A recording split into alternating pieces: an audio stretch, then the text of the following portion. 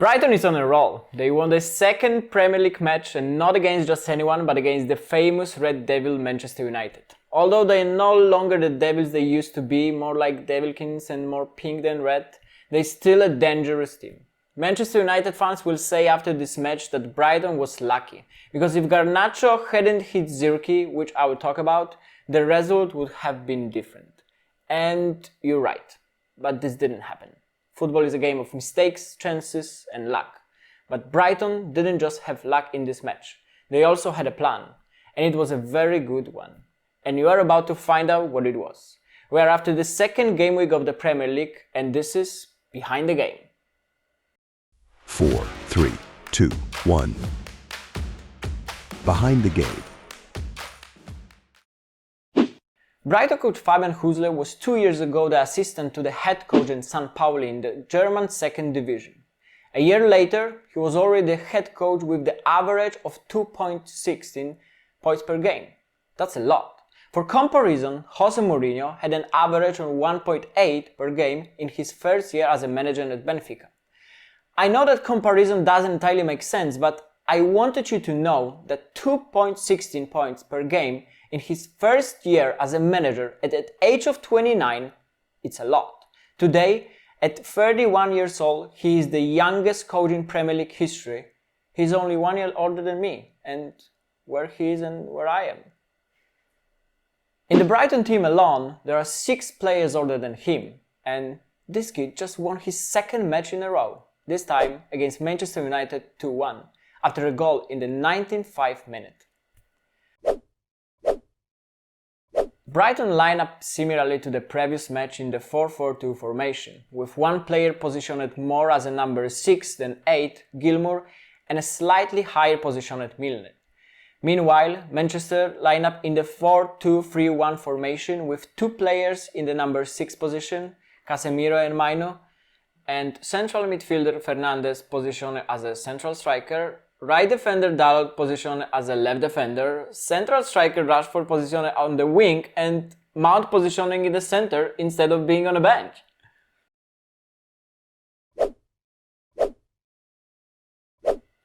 Manchester approached pressing with 6 players set in the 3-3 formation. They didn't want to directly attack Brighton defenders, but rather wait for their movement. When passing the ball between the central defenders, it was immediately noticeable that the left side was completely blocked by Diallo, while Rashford was cutting off passing line to the center instead of blocking the right side. And indeed, for the first 30 minutes, Manchester completely shut down the possibility of passing through the center to the field, but I began to wonder why the right side was so exposed and what the purpose was. Why does Manchester so much want the pass to reach Veltman? And I think I know, or maybe it seems like I know, but this story suits me the best.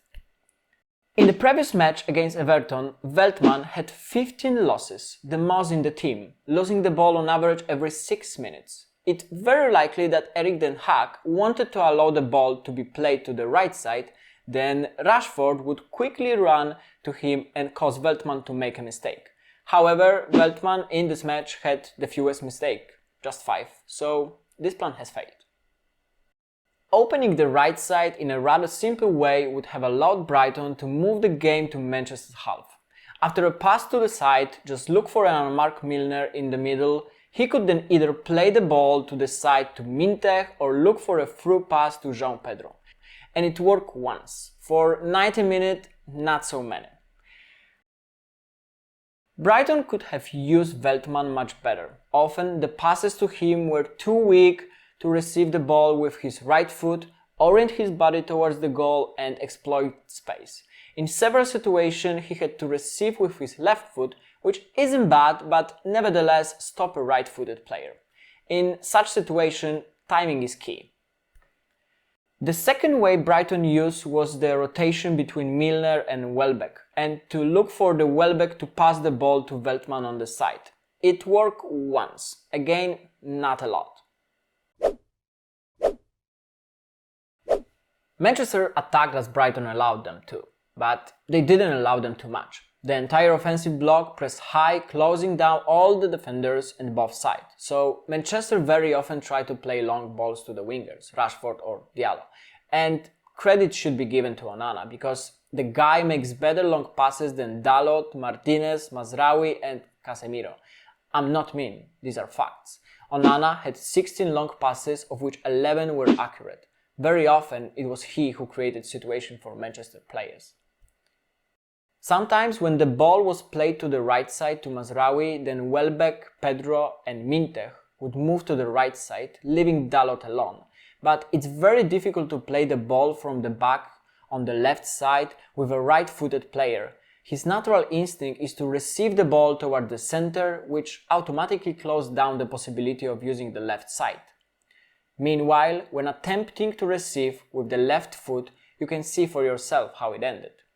I can justify him, because it's not his position, but in this match he had 12 losses, the most in the team.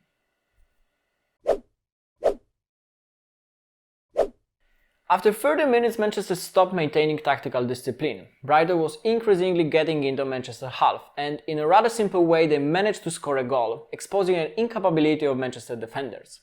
I don't know if João Pedro had such a vision and played to the only unmarked player, which is Mitoma, or if he wanted to shoot into the penalty area. Let's assume the first version. So if João Pedro saw Mitoma alone, I don't know how the defenders didn't see Welbeck alone 5 meters from the goal line. They didn't control what was happening behind the backs at all, not for the first time in this match, which I will get to later. Brighton was very well prepared for this match tactically. They knew that one of the Manchester's biggest strengths is the long pass from Bruno Fernandes or Casemiro. Very often the ball was played to the players so that they could directly initiate long passes to the wingers. And Brighton defenders knew this well. They perfectly set the offside lines, catching Manchester players 6 times, not being caught up in the offside trap even once.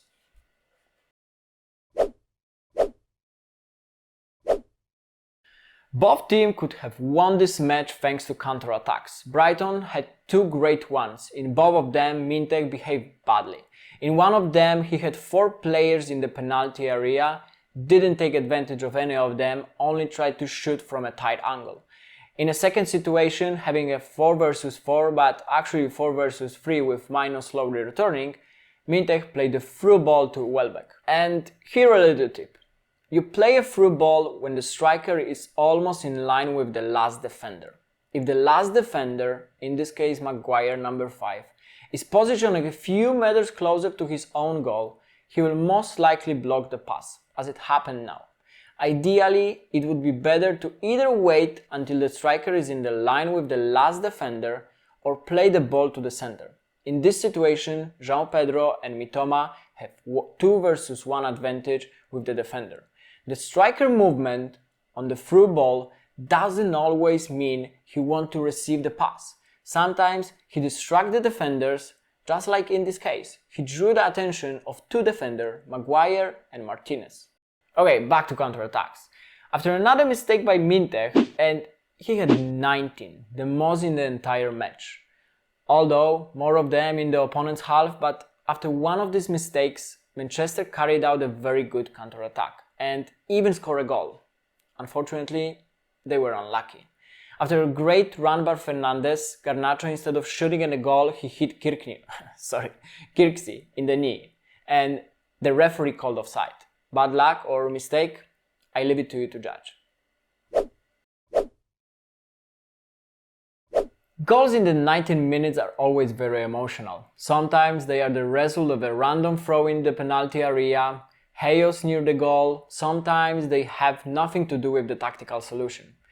And you could think that it was so in this match, but not this time.